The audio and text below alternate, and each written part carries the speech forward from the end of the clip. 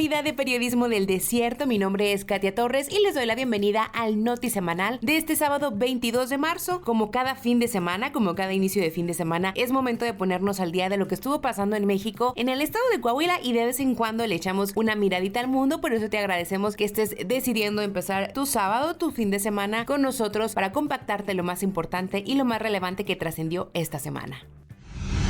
Y lo más importante a nivel nacional sigue siendo el caso Teuchitlán, Jalisco, este rancho Izaguirre, en donde guerreros buscadores de Jalisco dieron con importantes hallazgos sobre personas desaparecidas y que presuntamente eran reclutadas por el crimen organizado. En este rancho, que se dio a conocer estos hallazgos desde el 5 de marzo, pues ya sabemos y lo hemos platicado, se encontró ropa, zapatos, restos óseos, partes de este predio en donde aparentemente se quemaban los cuerpos de las personas que estuvieron ahí recluidas. Y esta semana sigue siendo noticia porque pues ya finalmente la Fiscalía General de la República atrajo el caso, es decir, que la Fiscalía Federal va a investigarlo a raíz pues de que detectan ciertas omisiones, obviamente, por parte de las investigaciones que realizó la Fiscalía General del Estado de Jalisco. El fiscal federal Alejandro Gertz Manero aparentemente esta semana iba a tener un recorrido con prensa con las madres y padres buscadores de Jalisco o de todo México que si quisieran dar cita en este rancho. El recorrido sí se llevó a cabo, por decirlo de alguna manera, pero el fiscal no se presentó y obviamente eso desató aún más la furia, la rabia, el sentimiento de impotencia que tienen los familiares que tienen a una persona desaparecida, porque consideran que es una burla que se les haya planteado esta posibilidad, uno, de que el fiscal estuviera dentro del rancho Izaguirre junto con ellas para recorrerlo, saber cómo está en estos momentos y empezar por su cuenta las investigaciones. Las madres y padres buscadoras saben y conocen perfectamente cómo está un terreno cuando ha sido utilizado para hacer ahora una fosa clandestina, cómo se ve un terreno cuando lo han ocupado para quemar cuerpos de personas. Ellos lo saben expresamente, este era el fin del recorrido, ellos van, no se presenta el fiscal y todavía de que los familiares van, salen indignados por esta situación, pero también porque no los dejaron explorar como aparentemente pues se les había prometido o ellos esperaban que así sucediera. Consideran que es una burla porque a comparación con los primeros hallazgos que se vieron en este rancho, a lo que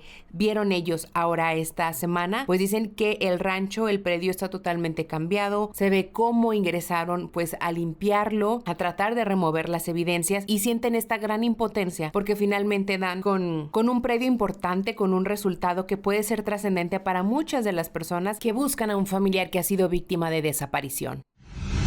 Y en ese sentido, el sábado pasado cerramos el Noti Semanal pues con la información de que iba a ser un día considerado como luto a nivel nacional y que se iban a dar diversas concentraciones en las plazas importantes de gran parte de los municipios y de los estados del país, justo para llevar veladoras, hacer una oración por las personas que ahí tuvieron que pasar sus últimos días, para exigir justicia de que realmente se realicen las investigaciones. Y en Coahuila no fue la excepción, se llevó a cabo esta concentración de personas que buscan a un familiar que está desaparecido. Fue toda la concentración en la Plaza Mayor de Torreón el sábado a partir de las 5 de la tarde. Se dieron cita ahí los diversos colectivos de búsqueda que tienen su sede en este municipio, pero que también buscan en todo el estado de Coahuila. Llevaron fotografías, veladoras, llevaron zapatos para recordar la deuda que el estado, y me refiero a todo al aparato, llámese gobierno estatal, gobierno federal y gobiernos municipales, la deuda que estos tres órdenes de gobierno tienen con sus seres queridos al no ser localizados. La conmemoración comenzó con un círculo entre los asistentes que se hicieron presentes para bendecir las fotografías de las personas que son víctimas de este delito. Posteriormente se realizó una vigilia sobre la avenida Morelos y la calle Galeana, un pequeño recorrido para finalmente llegar a la escalinata que está en la presidencia municipal de Torreón, y ahí comenzaron a colocar los elementos que nos recuerdan que ellos y que ellas no están presentes. Posteriormente, familiares y la sociedad en general que se dio cita tomaron el micrófono durante algunos minutos para hablar de sus casos particulares, de cómo es que como sociedad empatizábamos con ellos y también para exigir justicia sobre todo, pero también para exigir empatía a todos los mexicanos, ya que durante la concentración acudieron muy pocas personas y es algo que sí de alguna manera lastimó a todos estos colectivos de búsqueda que resultaron sorprendidos, ¿no? Porque el caso Teuchitlán ha causado esta indignación, esta conmoción a nivel nacional. Hay muchos posteos en redes sociales que que se comparten al respecto, pero al momento de hacer presencia de manera física para recordar por ellos, para exigir justicia, pues la gente no se hizo presente. Hubo quien hizo estos señalamientos, hubo algunas otras madres y padres de familia que dijeron, esto para mí representa un gran tumulto de gente, porque normalmente estamos solos, en las búsquedas estamos solos, cuando vamos a la fiscalía estamos solos. Entonces pues hubo como esta contraparte, y justamente en ese sentido platicamos con Silvia Ortiz, quien es fundadora y vocera del Grupo Vida, uno de los grupos pioneros en búsqueda de personas aquí en el estado de Coahuila, y señala esto, que tenemos que unirnos hoy más que nunca como sociedad. El Grupo Víctimas por sus Derechos en Acción hace un llamado a la sociedad a no olvidar las más de 20 zonas de exterminio que se han localizado también en Coahuila en medio de la conmoción nacional por los hallazgos en Teuchitlán, Jalisco. Silvia Ortiz, fundadora y vocera de Grupo Vida, expresó en entrevista que la indignación social debe extenderse a las toneladas de restos óseos descubiertos por el colectivo y otros grupos de familias buscadoras en la región, especialmente en municipios como San Pedro, Viesca y Francisco y Madero. Ortiz enfatizó que este problema no es viejo y persiste debido a la inacción de las autoridades. No es viejo, entonces se sigue permitiendo que las cosas se estén haciendo y no podemos nosotros permitirlo. Tenemos que luchar en contra de todo esto, debemos generar el cambio. ¿Cómo? No sé, lo único que sí me queda claro es que tenemos que unirnos, todo, no nada más las víctimas, la sociedad también. Si bien el mayor número de desaparecidos en la entidad ocurrió en años anteriores, el desafío actual radica en la identificación de los restos óseos acumulados en el Centro Regional de Identificación Humana, lo que representa un dolor constante para las familias. Estos socios que están en el centro regional, que implica un dolor para las madres, padres, hermanos, hijas, esposas, esposos de las personas desaparecidas.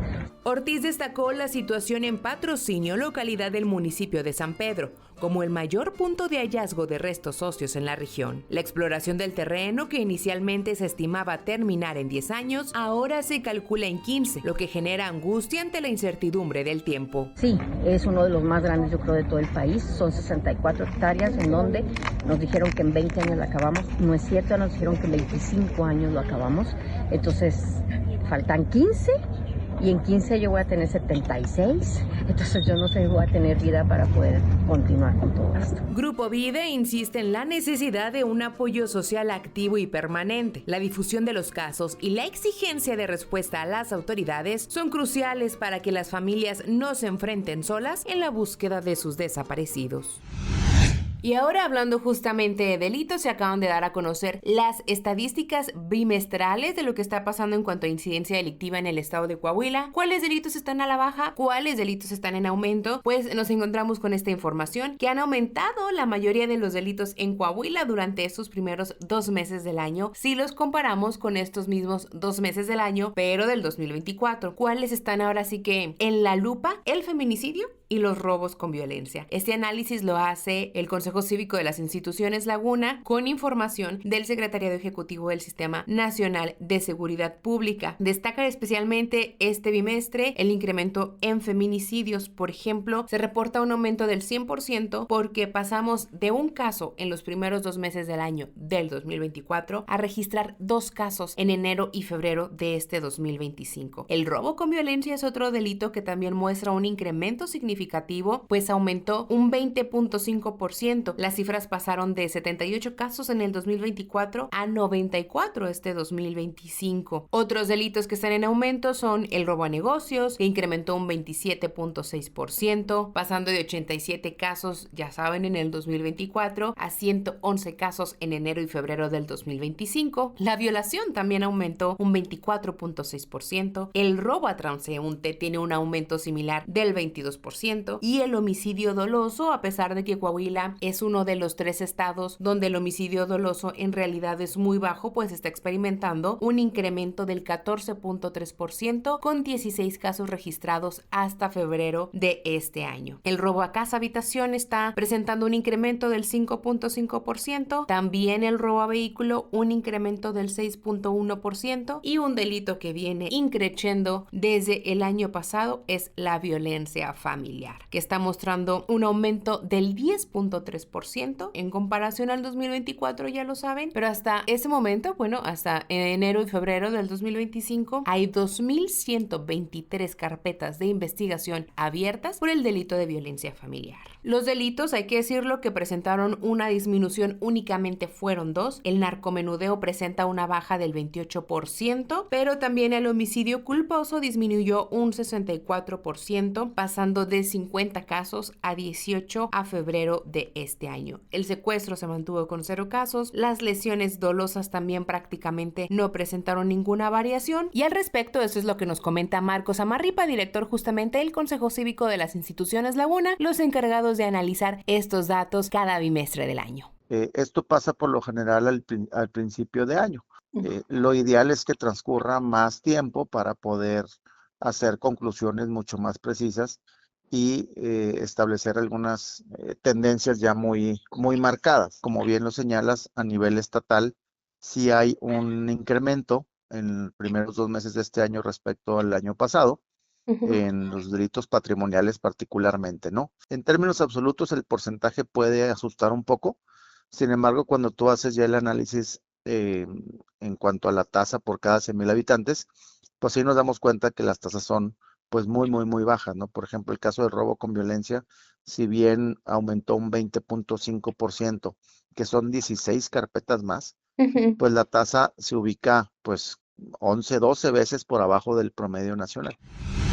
Y cambiando de tema, pero que tiene justamente que ver con el aumento en violencia familiar y en feminicidios, está el tema de la activación o no de la alerta de género en el estado de Coahuila, y traemos novedades al respecto. Recordarán que les hemos platicado pues de que esta solicitud se realizó el año pasado, en el 2024, pero que por parte de las autoridades federales, me refiero a Secretaría de Gobernación y la Secretaría de Mujeres, justamente toca este periodo de transición entre que se cambia del expresidente Andrés Manuel López Obrador a la presidenta Claudia Sheinbaum. El Instituto de las Mujeres deja de ser instituto y pasa a ser secretaría. Por lo tanto, son estos elementos, mejor dicho, los que retrasan el que se active o no, el que se realicen las investigaciones para ver qué va a proceder en este tema en Coahuila. Pero la realidad es que el retraso ya estaba siendo excesivo, porque al ser considerado un tema prioritario, la activación o no de estos mecanismos que se llama alerta de género, pues ya el tiempo de espera estaba siendo excesivo. La Asamblea de Mujeres que Luchan por Mujeres hace un mes, si no mal recuerdo, promovió un amparo para que estas dependencias federales ya dieran una respuesta, y justo hay una respuesta al respecto. Y de esto platicamos con la vocera de la Asamblea de Mujeres que Luchan por Mujeres, la abogada y activista feminista Sofía Díaz Lozano. Después de que la Asamblea de Mujeres que Luchan por Mujeres interpuso un amparo para darle celeridad a los trabajos de investigación que aprobarán o no la alerta de violencia de género en Coahuila, la Secretaría de Mujeres a nivel federal respondió y finalmente designó a Tania Galicia Carmona para liderar dichos trabajos. Según Sofía Díaz, vocera de la Asamblea, Galicia Carmona cuenta con trayectoria en instituciones enfocadas en erradicar la violencia de género, lo que genera expectativas positivas en la Asamblea. Nos comunicaron que ya tenían a quien iban a designar por Secretaría de Mujeres Federal para estar al frente de los trabajos de la alerta de género. Es la maestra Tania Galicia, y ya forma parte de esta secretaría. Y pues justo nos comentaba que ya aproximadamente inicios de abril retomamos los trabajos con la solicitud de alerta de género, ¿no? Entonces, si iniciamos la primera semana de abril, tentativamente la primera semana de mayo tendríamos que estar concluyendo ya el informe que se tiene que investigar para ver si se determina o no la alerta de género para el Estado. La investigación que realizará el grupo interdisciplinario que ya está conformado retomará su trabajo durante la primera semana del mes de abril. La investigación incluirá desde el análisis de expedientes, entrevistas a víctimas, evaluación de políticas públicas con perspectiva de género y hasta trabajo de campo. Básicamente, dentro de la investigación se tienen que analizar varios puntos, ¿no? Que es lo que nosotras presentábamos en la solicitud, como el alza en los feminicidios, la falta de políticas públicas con perspectiva de género, el tema de la falta de legislación para legalizar el aborto, el alce en la violencia familiar, etcétera. Entonces, para esto vamos a tener que hacer una evaluación y un análisis de cómo se han llevado los expedientes, ¿no?, en el Estado, cómo se llevan las investigaciones, vamos a tener que entrevistar a las víctimas, Y también vamos a, pues sí, ¿no? O sea, de que a preguntarles como de, bueno, qué reparación del daño has tenido, cómo te trata el funcionariado, etcétera. Va a ser básicamente pura investigación de campo, ¿no? A pesar de las expectativas por la calidad del trabajo que se pretende realizar, la activista expresó su preocupación por la lentitud del proceso de la alerta en Coahuila, que inició en junio del año pasado, y que en medio de esta resolución, la violencia familiar no ha dejado de aumentar, además de que ya se han registrado 2 feminicidios más en la entidad en lo que va del 2025. Cabe destacar que desde que la Asamblea intensificó su exigencia a las autoridades locales, presentando la solicitud de alerta por violencia de género en Coahuila y demandando garantías de no repetición de violencia durante la marcha del 8 de marzo en Torreón, sus integrantes han sido objeto de represalias y acoso. Este hostigamiento se ha manifestado principalmente en redes sociales, dirigido de manera constante hacia la vocera y abogada Sofía Díaz, según lo declaró en entrevista. Desde entonces no ha parado el acoso en redes sociales, ¿no? ¿Qué digo? Al final de cuentas, pues soy abogada, conozco los alcances que tienen este tipo de situaciones, estoy ya actuando conforme a derecho. Al final de cuentas, eso es algo que ha mantenido muchísimo la Asamblea como esencia, ¿no? Que no solo quede en nuestras exigencias en los discursos, sino que también las hemos llevado a lo jurídico, ¿no? Tan es así la queja, lo de la alerta de género, los amparos, y una serie de procesos jurídicos y administrativos que hemos presentado, y pues esto no va a ser la excepción, obviamente. Ante esta situación, la Asamblea no cambiará de vocería y continuará exigiendo justicia y transparencia en los casos de violencia contra la mujer en Coahuila. Y para ir cerrando este notisemanal, es prudente que hablemos del Día Mundial del Agua, que es hoy, 22 de marzo, pues esta conmemoración que da la UNESCO desde 1993 para hacernos conscientes de cómo estamos usando el agua, no nada más de manera particular, sino como Estado, qué concesiones se entregan, quiénes son las personas o las empresas que usan la mayor parte de este recurso. Y bueno, traemos estos datos, sí, sobre Coahuila, donde 9 de cada 10 hogares sí tienen derecho o acceso al agua potable, mejor dicho, pero en Torreón específicamente encontramos esta particularidad donde quienes vivimos aquí llegamos a pasar hasta 100 horas al año sin este recurso público.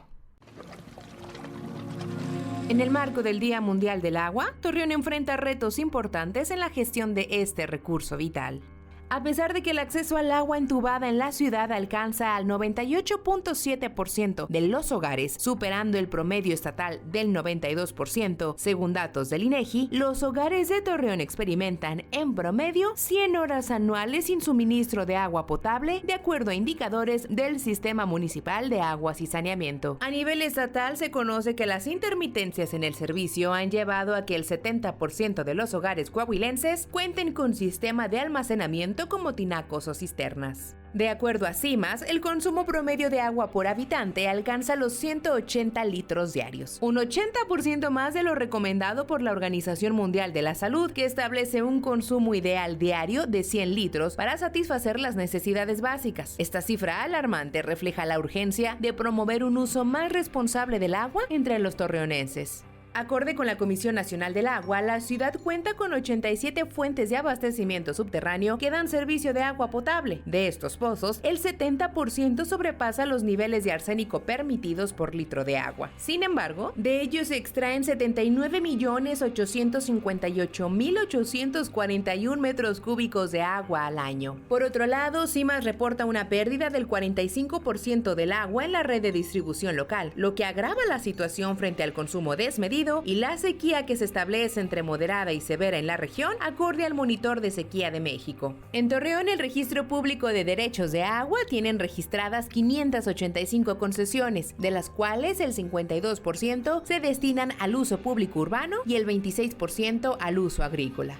Para optimizar el aprovechamiento de este recurso, se han propuesto proyectos clave como el manejo integral de agua pluvial, la creación de infraestructura verde y el mantenimiento de las redes hidrosanitarias, de acuerdo a registros del Instituto Municipal de Planeación y Competitividad.